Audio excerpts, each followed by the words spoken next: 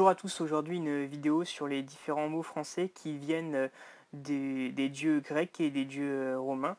Donc on commence tout de suite par la déesse Aphrodite, qui a donné le mot notamment aphrodisiaque. C'est là aussi la déesse Vénus, donc on a la planète Vénus. On a la Vénus de Milo, très célèbre sculpture qui n'a pas ses bras. Et enfin on a une espèce hermaphrodite, comme par exemple l'escargot qui n'a pas de sexe et qui donc peut se reproduire avec un autre escargot. Il n'y a pas de mâle et de femelle, c'est une espèce hermaphrodite. Ensuite, on a le dieu Mars, donc dieu de la guerre bien sûr, qui a donné la planète Mars, qui est une planète rouge. Les arts martiaux, qui sont les arts du combat, donc on voit tout de suite le rapport avec le dieu Mars. Ensuite, on a l'aéropage, qui est la colline d'Arès à Athènes. Après, on a le titan Atlas, qui lui a donné, par exemple, le mot Atlas, qui est un livre avec plein de cartes différentes, et l'océan Atlantique. Atlas Atlantique, donc ça vient de là. Donc après, on a le dieu Chronos, donc Saturne chez les Romains, donc on voit la planète Saturne. On a aussi une intoxication qui est due au plomb qui s'appelle le saturnisme.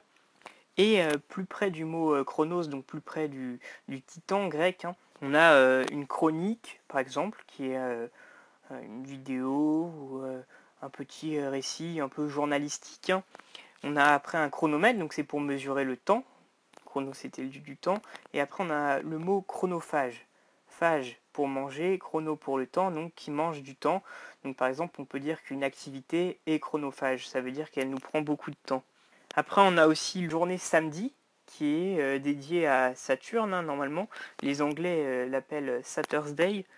Donc on voit tout de suite mieux en anglais la proximité avec le mot Saturne qu'en français. Après, on a Cérès, la déesse des céréales, des récoltes, etc., Déméter chez les Grecs. Donc là, on voit bien des céréales. Et après, on a aussi l'élément qui s'appelle le cérium, qui provient du mot Cérès, donc de la déesse Cérès. Après, on a Cupidon, qui a donné Cupide. Cupide, ça veut dire désirer quelque chose très fortement. Et on a aussi Cupidon, c'est Eros chez les Grecs. Et ça a donné, par exemple, les zones érogènes, donc les zones de désir. Le mot aussi érotique et tout ce qui a trait à cela. Après, on a Gaïa. Donc Gaïa, c'est la terre, Tellus chez les Romains. Donc ça a donné avec le mot Gaïa tout ce qui a trait à la géographie. Et avec le mot Tellus, ça a donné tout ce qui a trait à la Terre. Donc là, le côté tellurique, Terre, notre planète, la Terre, etc.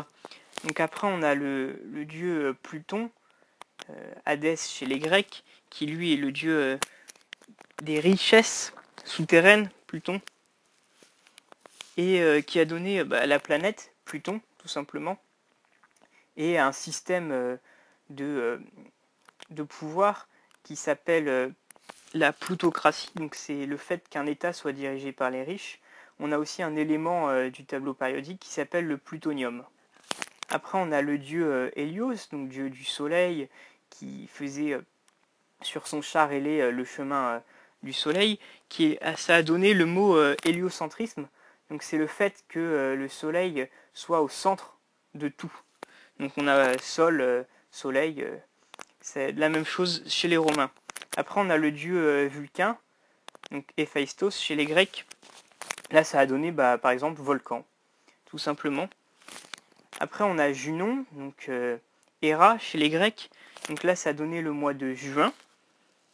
Et enfin on a Hermès, donc là ça a trait à tout ce qui est commerce, etc. Mais ça a aussi donné par exemple une boîte hermétique, c'est-à-dire qu'il se conserve bien. Donc Mercure chez les Romains. Et donc ça a donné la planète Mercure, l'élément Mercure aussi, et ainsi que la journée du mercredi. Voilà, moi je vous dis salut!